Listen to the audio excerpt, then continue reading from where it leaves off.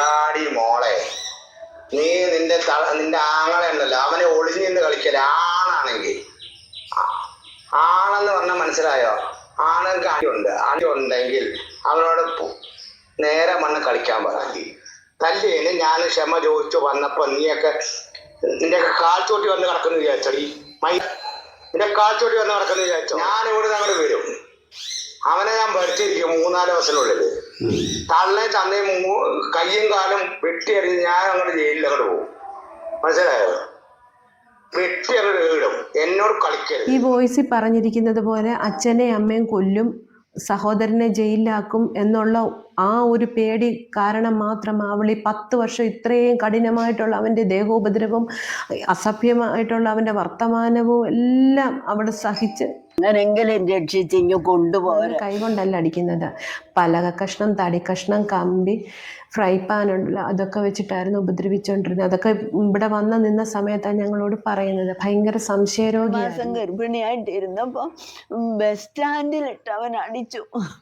അവൻ ചെയ്തിട്ടുള്ള പോലെ ദ്രോഹം ഒരു പെണ്ണിനോട് ഒരുത്തരം ചെയ്തതാണ്. കഴിഞ്ഞ 10 വർഷമായിട്ട് ആതിര എന്ന പെൺകുട്ടി അനുഭവിച്ചത് കൊടിയ പീഡനങ്ങളാണ്. മനസാക്ഷിയെ പോലും ഞെട്ടിക്കുന്ന തരത്തിലുള്ള കൊടും ക്രൂരതകൾ.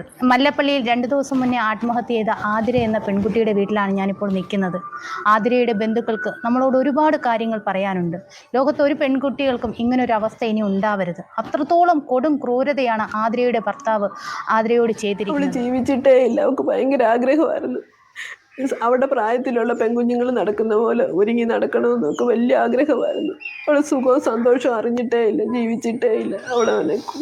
അവളെ അവൻ കൊന്നു കളഞ്ഞു. അവളെ കഴിഞ്ഞ കുറേ നാളായിട്ട്, മാസങ്ങളായിട്ട് അടുക്കളയെ മാത്രമാണ് കിടത്തിക്കൊണ്ടിരുന്നത്. പിന്നെ ഉടുതുണിയൊന്നുമില്ല. 2 ആഴ്ചയ്ക്ക് മുമ്പ് അവളെ കണ്ടൊരാൾ പറഞ്ഞു വളരെ വൃത്തികെട്ട വേഷത്തിൽ ആ വീട്ടിൽ നിൽക്കുന്നതായിട്ട്. ഇതൊക്കെ ഇപ്പോഴാണ് ഞങ്ങൾ അറിയുന്നത്. പക്ഷേ 2-3 ഇപ്പോൾ കുറേ നാളായിട്ട് അടുക്കളയെ മാത്രമാണ് അത് കിടത്തി. ബാക്കി എല്ലാ റൂമും പൂട്ടി വെച്ചേക്കുക. വിളയൊക്കെ അതുപോലെ സമാനതകളില്ലാത്ത അതിക്രൂരമായ ആതിര മരണപ്പെട്ട ദിവസം രാവിലെ ആതിരയുടെ ഭർത്താവ് എനിക്ക് അയച്ച മെസ്സേജ് ആയത്. കുഞ്ഞുങ്ങളുടെ മുമ്പിലൊന്നും നമുക്കിത് കേൾക്കാൻ പറ്റില്ല, അത്രയ്ക്ക് അസഭ്യമാണ് അവൻ പറയുന്നത്. മോളെ, നീ നിന്റെ ആങ്ങളെ ഉണ്ടല്ലോ, അവനെ ഒളിഞ്ഞു നിന്ന് കളിക്കല്. ആണാണെങ്കിൽ ആണെന്ന് പറഞ്ഞാൽ മനസ്സിലായോ? ആണുങ്ങൾക്ക് അടിയുണ്ടെങ്കിൽ അവനോട് നേരെ മണ്ണ് കളിക്കാൻ പറയാൻ. തല്ലിന് ഞാൻ ക്ഷമ ചോദിച്ചു വന്നപ്പോ നീയൊക്കെ നിന്റെ കാൽച്ചോട്ടി വന്ന് കിടക്കുന്നു വിചാരിച്ചടി. നിന്റെ കാൽച്ചോട്ടി വന്ന് കിടക്കുന്നു വിചാരിച്ചോ? ഞാൻ ഇവിടെ അങ്ങോട്ട് വരും, അവനെ ഞാൻ ഭരിച്ചിരിക്കും 3-4 ദിവസത്തിനുള്ളിൽ. തള്ളേ തന്നേം കയ്യും കാലും വെട്ടിയറിഞ്ഞ് ഞാൻ അങ്ങോട്ട് ജയിലിൽ അങ്ങോട്ട് പോകും. മനസ്സിലായോ? വെട്ടി അങ്ങോട്ട് വീടും. എന്നോട് കളിക്കരുത്. ഈ വോയിസിൽ പറഞ്ഞിരിക്കുന്നത് പോലെ അച്ഛനെയും അമ്മയും കൊല്ലും, സഹോദരനെ ജയിലിലാക്കും എന്നുള്ള ആ ഒരു പേടി കാരണം മാത്രം അവൾ ഈ 10 വർഷം ഇത്രയും കഠിനമായിട്ടുള്ള അവൻ്റെ ദേഹോപദ്രവം, അസഭ്യമായിട്ടുള്ള അവൻ്റെ വർത്തമാനവും എല്ലാം അവൾ സഹിച്ച് അവൾ പോയത്. അത്ര അവൾ വിഷമിച്ചിട്ടും അത്ര അനുഭവിച്ചിട്ടുണ്ട്. ഒരു 10 വർഷം കൊണ്ട് 10 ജന്മത്ത് അനുഭവിക്കാനുള്ളത് അനുഭവിച്ചിട്ട് എൻ്റെ കുഞ്ഞ് പോയിരിക്കും. ഈ ഒരു പെണ്ണിന് ഈ അവസ്ഥ വരുത്തല്ലേ. ഒരു ഫോൺ കൊടുക്കത്തില്ല, സ്വന്തക്കാരുടെ അങ്ങ് വിടത്തില്ല, ഒരു മരണ വീട്ടിൽ വിടത്തില്ല, ഒരു കല്യാണ വീട്ടിൽ വിടത്തില്ല. എന്തിനു പറയുന്നു? ഒരാണിനോട്, ഒരു പെണ്ണിനോട്, ലോകത്തൊരു കുഞ്ഞിനോട് പോലും മിണ്ടാനൊക്കത്തില്ല. അവൻ കൊല്ലും.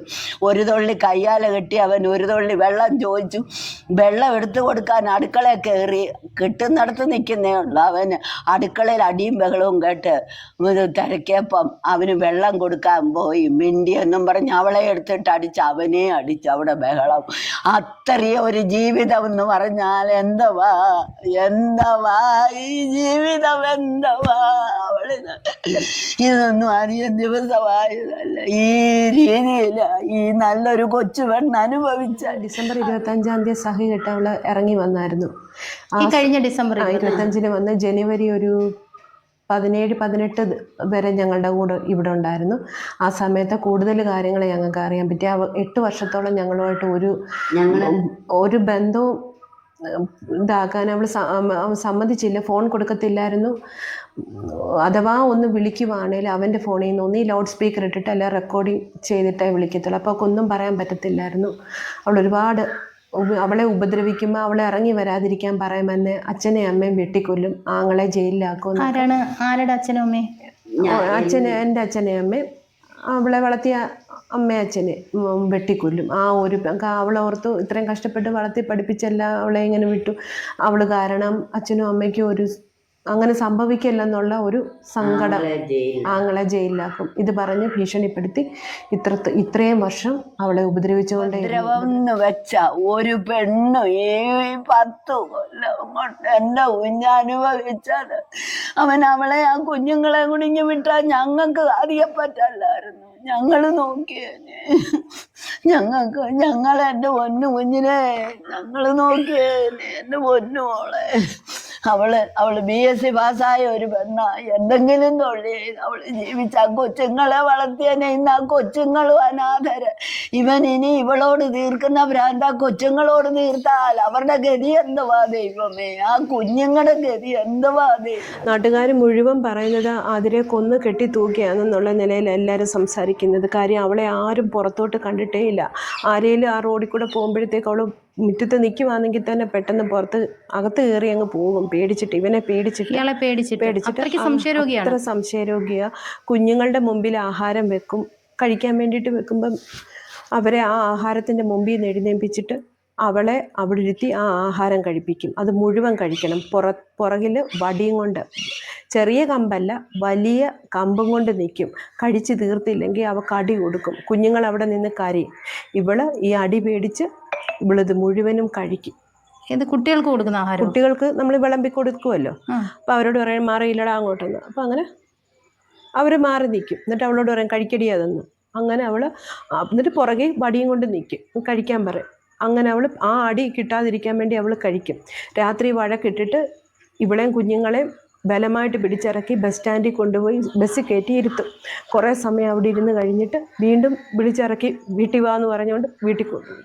അങ്ങനത്തെ സ്വഭാവങ്ങളും ഒരു രീതിക്കാരൻ. മാനസിക രോഗിയാണെന്നോ മദ്യത്തിൻ്റെ ഇതുകൊണ്ടാണ് എന്തുവാന്ന് ഞങ്ങൾക്കും അറിയാം. അതിലൊരിക്കലും ആത്മഹത്യ ചെയ്യത്തില്ലെന്ന് ഞങ്ങൾക്ക് ഉറപ്പുണ്ടായിരുന്നു. കുഞ്ഞുങ്ങൾക്ക് വേണ്ടി ജീവിക്കും. കുഞ്ഞുങ്ങളെ വളർത്തി പഠിപ്പിച്ച് നല്ലൊരു നിലയിലാക്കണമെന്നുള്ളൊരു ഒരു കഠിനമായിട്ടുള്ള ഒരു തീരുമാനം അവിടെ ഉള്ളിലുണ്ടായിരുന്നതുകൊണ്ട് ഒരിക്കലും അവൾ ആത്മഹത്യ ചെയ്യത്തില്ല. ഇപ്പം അത് ചെയ്യണമെന്നുണ്ടെങ്കിൽ അത് സ്വയം ചെയ്തതായിരിക്കത്തില്ലെന്നുള്ള വിശ്വാസം ഞങ്ങൾക്കുണ്ട്.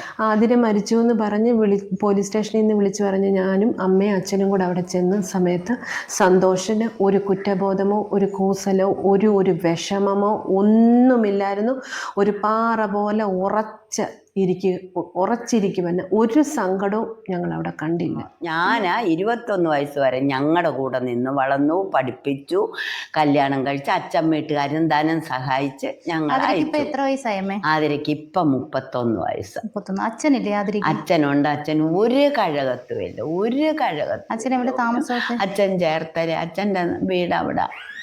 അമ്മന് ഒരു ഇതുമില്ലാത്ത കൊണ്ട് അവളെ ആ തള്ള ഞങ്ങളെ ഏൽപ്പിച്ചവൾക്ക് ഇങ്ങനെ വന്നല്ലോ. 10 കൊല്ലം എൻ്റെ കുഞ്ഞ് എങ്ങനെ സഹിച്ചു?